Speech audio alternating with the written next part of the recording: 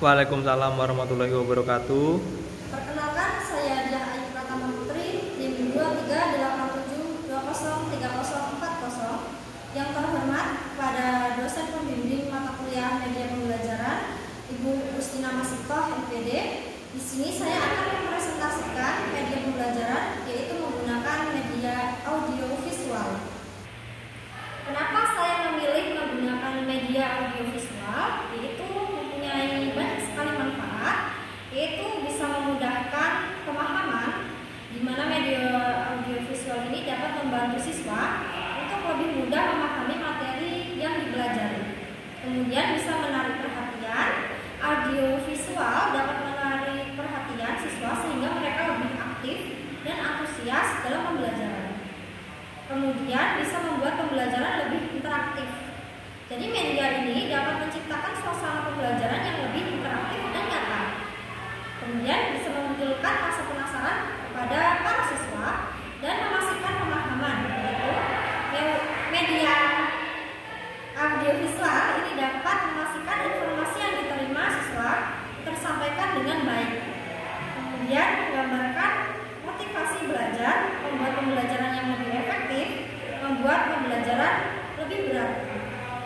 Baiklah, di sini saya akan menunjukkan media audiovisual saya pada para siswa dan mohon untuk memperhatikan.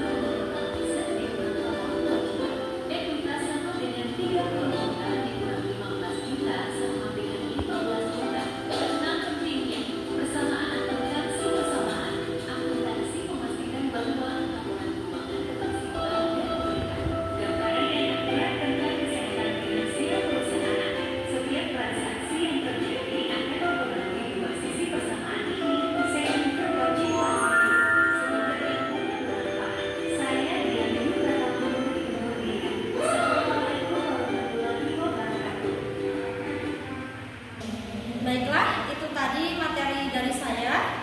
Untuk sesi selanjutnya adalah tanya jawab kepada teman-teman. Silakan untuk memperhatikan dan menjawab pertanyaan yang ada di depan nanti. Yang jawabannya benar akan saya kasih hadiah.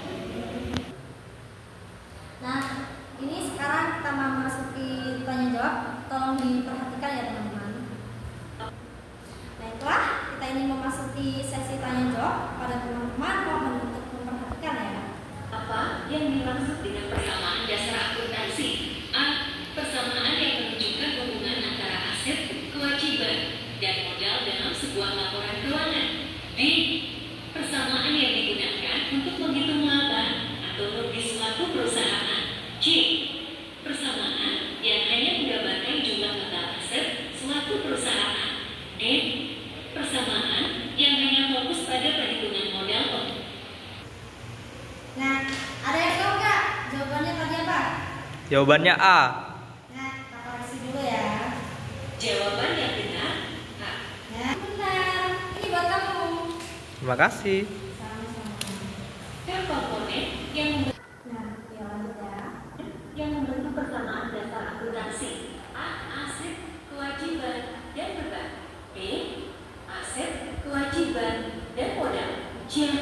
Aset, pendapatan, dan kewajiban. D. Kewajiban, modal. Nah, ada yang tahu jawabannya apa? Jawabannya B. B. Kita tes dulu. Pendapatan. Jawaban yang benar B. Nah, ada. Ya, pinter memang. Oke, kita lanjut ya. Yang termasuk ke dalam kategori aset lancar. A. Gedung, mesin, dan tanah. B. Gas, hutang, dan persediaan barang. C. Investasi jangka panjang dan mobil. D. Hak paten, merek dagang, dan talang. Nah, ada yang tahu nggak? Jawabannya B. B. Tes dulu. Jawaban yang benar B. Pinter ya kamu. Nah, Pinter lah. ya, kamu. Yang termasuk ke dalam kategori kewajiban jangka pendek. A. Hutang hipotek, hutang obligasi, dan hutang bank jangka panjang. Ini mudah loh, Yu. Harus bisa.